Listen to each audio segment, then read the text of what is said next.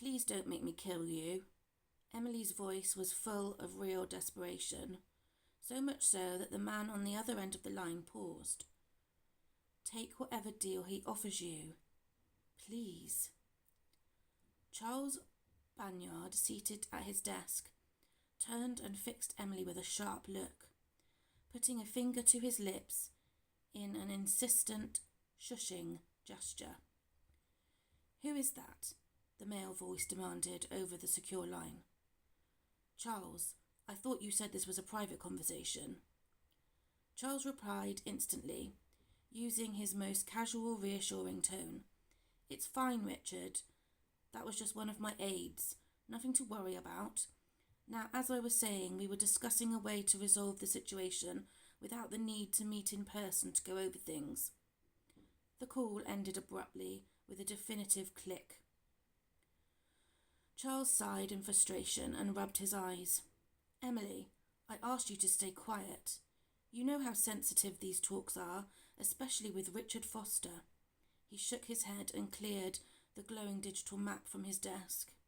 He looked up at Emily, who was curled into a chair in the corner of the office, a look of profound distress etched across her face. He offered her a gentle, reassuring half-smile. "Don't worry, we can try again tomorrow." It had been 3 months since Emily, the reluctant superhero, had taken the job offer at GCHQ. Charles had kept his word. Her extraordinary ability, the power to instantly kill criminals with a ruptured brain aneurysm, remained a secret, hidden from the higher echelons of GCHQ and critically from other members of Charles' own team in the serious crime department. Charles felt the weight of the secret daily. He was keeping secrets from a group of hand-picked, highly trained and completely trusted operatives who executed their tasks with exacting perfection. He had always run his team with complete honesty, so when Emily suddenly joined, a middle-aged woman with no military or combat experience, everyone was confused. She was listed as an aide, but people noticed she was chosen for missions where an office assistant shouldn't have been. Still, the team was disciplined and didn't question Charles. They trusted he had a good, if not unusual, reason. Charles had to be careful with his reports.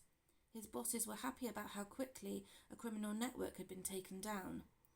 The sudden success after Emily joined was enough to make even the most doubtful people curious. He tried to keep Emily out of sight so no one would look too closely. To most directors, she was just a new, low-level aide, still learning the ropes. That's exactly how Charles wanted it. Going forward, Charles had decided to involve Emily only in situations with upper management criminals, where in-person negotiations were almost guaranteed to go sideways. He was well aware he carried a growing target on his back from the organizations he had crippled. He also knew with absolute certainty that he couldn't use Emily's power to simply sweep all the threats off the board. Criminal organizations, like legitimate businesses, had a well-established infrastructure. Charles had built up beneficial intelligence relationships with many mid- and high-level individuals. Most of these contacts had blood on their hands, but allowing Emily to take them out in a flash would instantly hamper his ability to gather the long-term intelligence needed to dismantle the gangs legitimately. Killing every boss would only work for a short time. There would also be someone new to take over, and the crime would go on. Charles needed to break up their operations for good, and that meant getting real information, putting on pressure and taking apart the group from the inside. Charles was still building a solid quid pro quo relationship with Richard Foster, the man who had recently been promoted to key position in a criminal organisation operating an enormous protection racket across Towers Hamlets in London. "This operation is called Shepherd," Charles said to Emily, pulling up the map again and tracing a line from the old docks in Wapping through Bethnal Green. "It's one of the biggest rackets London has seen in years.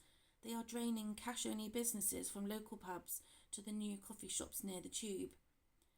Emily's brow furrowed as she looked at the map. How do they operate? They force small businesses in the East End to pay them cash, usually far more than they can realistically afford. Then they clean the money through fake companies in Canary Wharf, just a mile away. Charles explained, pointing at the map to show Emily how it worked. It's my job, our job, to infiltrate the core structure. We ignore the thugs and the pub fights for now, Emily. We are going after the main guys, the accountant, the handler, the men who link the money paid in blood to the money laundered in London. Richard Foster, the man on the phone, is now deep inside the firm's network. Emily nodded in understanding. The man you want to gain the confidence of, she sighed. The weight of the criminal world pressing on her good nature. I never realised how complicated it was. Charles tilted his head and smiled, skilled now at reading her pained expressions. I need to break the structure of this setup so it can never operate again. You get that, don't you? I need to keep key people alive so they can feed me the intelligence I need to take them down. And if we can do this without me having to kill any of them, then we serve proper justice. She nodded, clarity returning to her eyes. I understand. I would prefer to keep the body count to an absolute minimum too, Charles. Since joining GCHQ, Emily had gone through tough psychological training. Charles knew she needed to see her special gift as something good, not something to feel guilty about. Even if she used it by accident, it was a work in progress. But as Emily learned more about the damage crime did to innocent people, she started to feel she wanted to help in the only way she could. The digital map of East London had just faded from Charles' desk when his private line rang, a secure signal that bypassed the central switchboard. He answered immediately, recognising the voice of Sally from Section 6. Hello, Charles. Are you free right now? Sally asked. Her tone was carefully neutral, but Charles, a specialist in subtle deception, detected a faint, wary note beneath the calm delivery. Oh, and is Emily with you? If so, could you bring her along to our office? There is something here I think you both need to meet. Moments before, Sally had phoned Ben Hayes. It was supposed to be Ben's day off, but seeing Sally's caller idea flash on his mobile instantly signalled an emergency. She never called for trivial reasons. Sally had given him the same cryptic message, unwilling to divulge the details of individual waiting in their secure operations room. Ben too picked up on the subtle tension in her voice, a tone he knew immediately, and the hairs on the back of his neck prickled. As Ben strode along the quiet corridor of the GCHQ complex, he saw Charles approaching from the opposite direction. His heart did a quick skip when he noticed Emily walking swiftly behind him, struggling to keep pace with Charles' long strides. This was the first time he had seen her since that fateful day in County Durham when she had saved Charles' life from the assassin. He still regretted their last memory together was him helping Charles carry the hired killer's body across the road away from Emily's house. He wasn't sure what lay ahead, but he hoped this summons would provide a chance for a quiet private word with Emily, maybe. Charles, Emily and Ben paused outside the frosted glass door of the Section 6 office. The glass revealed nothing of the room's occupant. Hello, Charles. Emily, Ben greeted them, curiosity in his voice. I presume Sally called you too. Did she give you a reason for this sudden gathering? Charles shook his head. Do you have any idea who is in there and why we're all summoned? No idea, Ben admitted, but the person must have cleared serious security checks to access this wing. I doubt it is a threat. He looked at Emily. Did Sally ask for you too? Emily nodded, clutching her hands together. Yes, she specifically asked me to come. Do you think Sally could be in danger? What if someone in there is threatening her? Charles gave a wry, almost cavalier shrug. Well, if they are, they won't live long enough to carry out their plans, not with you present, Emily.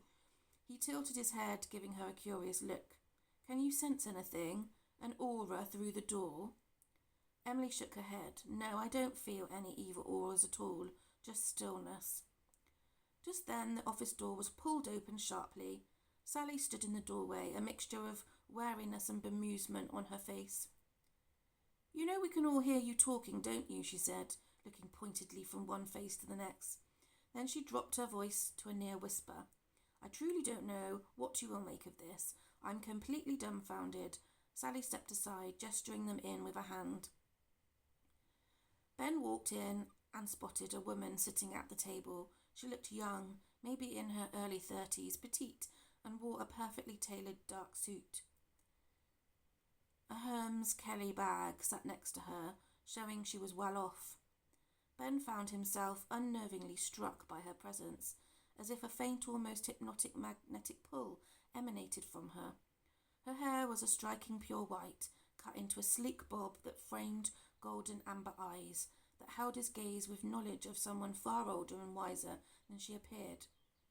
The woman stood up, walked over, and offered her hand with a warm smile. You must be Benedict Hayes. It's a real pleasure to meet you. I'm Sage. Her voice was calm and welcoming.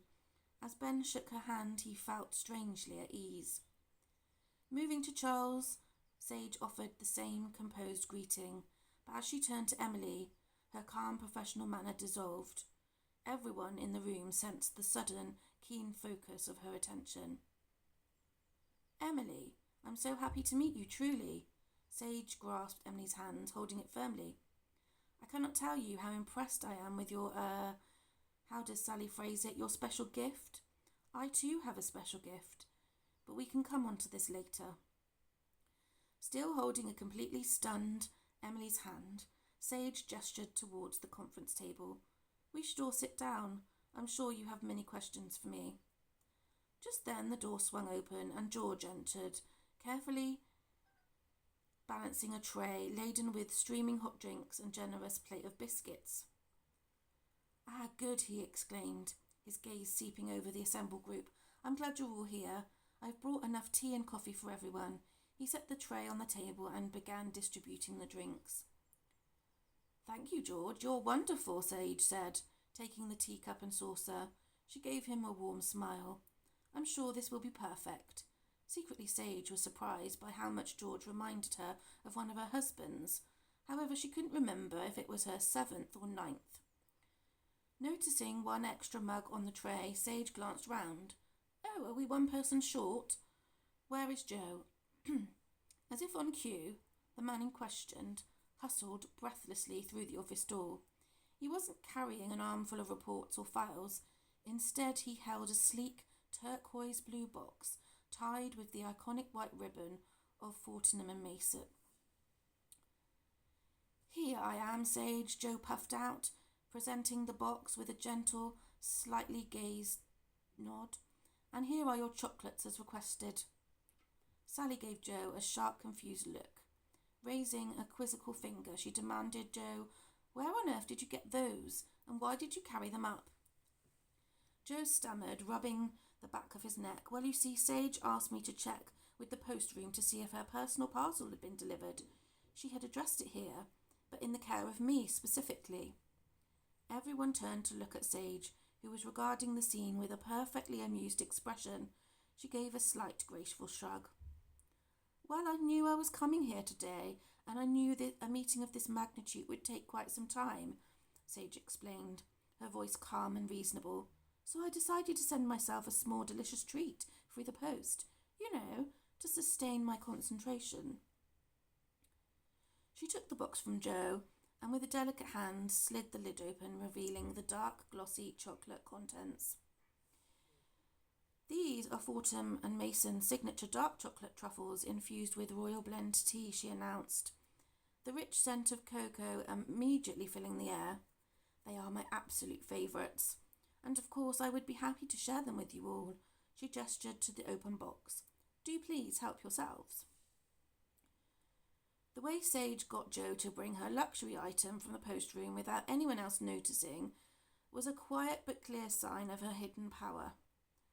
Ben looked pointedly around the large office at the 2 empty desks, where the remaining members of Section 6 usually sat. Where are Tom and Rebecca? He was referring to the 2 operatives who still now had been entirely unaware of the events leading to the discovery and recruitment of Emily. Sensing that Sage might have played a hand in their mistress' absence, mysterious absence. Ben locked eyes with her.